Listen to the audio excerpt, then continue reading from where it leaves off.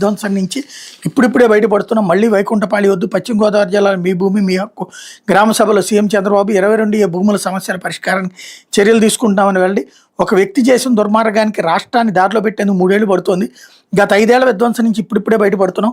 గొడ్డలి పార్టీ ఆ పార్టీ అధినేత నేరాలు ఘోరాలు చేసి వాటిని ఎదుటి వారి మీద వేస్తారు. మీకు రాజకీయాలు చేసే అర్హత కావాలంటే ప్రజలు నిరుద్యోగులు క్షమించండి అంటూ అడగండి, లేకుంటే రాష్ట్రంలో మనుగడ సాగించలేని వైకాపా అధినేత జగన్పై ముఖ్యమంత్రి చంద్రబాబు మండిపడ్డారు. 10 లక్షల కోట్ల అప్పులు చేశారు. ఎవరు పెట్టుబడులు పెట్టకుండా పారిపోయే పరిస్థితి ఇచ్చారు.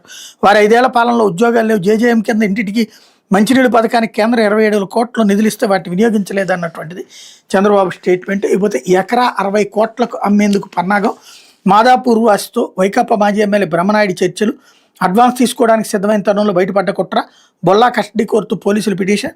నేను ఎమ్మెల్యేగా పనిచేస్తే తెలంగాణ ప్రభుత్వంలో మంచి పలుకుబడి ఉంది. మంత్రులు, సీనియర్ ఉన్నతాధికారులు, కలెక్టర్లతో వ్యక్తిగత పరిచయాలను వివిధ శాఖల్లో నా సొంత మనుషులు ఉన్నారు. అవసరమైతే ఎలాంటి ప్రభుత్వోత్తర్లైనా వెంటనే తెప్పించగలను. ఇది ఏపీలోని వినుకొండ వైకాపా మాజీ ఎమ్మెల్యే బొల్లా బ్రహ్మనాయుడు నిమ్మల కుటుంబానికి ఇచ్చిన హామీ.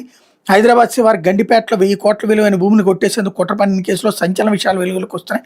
3.5 కోట్లకు ఎకరా చొప్పున కొనుగోలు చేసి 60 కోట్లకు విక్రయించేందుకు సిద్ధమైనట్టు ఆ మేరకు మాదాపూర్ వాసితో చర్చలు జరిపినట్టు దర్యాప్తులు బయటపడింది.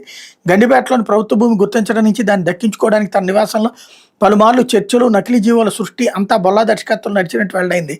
ఇతర నిందితులు నిమ్మల రాజేష్, వేణుగోపాల్, సాయి కిరణ్తో నేరుగా మాట్లాడి ప్రభుత్వ భూమిని క్రమబద్ధీకరిస్తున్న జీవోలు తెప్పిస్తానని బొల్లా స్వయంగా హామీ ఇచ్చినట్టు దర్యాప్తులు వెల్లడైంది. ఇప్పటివరకు అరెస్ట్ అయిన నిందితులు పోలీసులకి వాంగ్మూలం ఇచ్చారన్నటువంటి వార్తని హైలైట్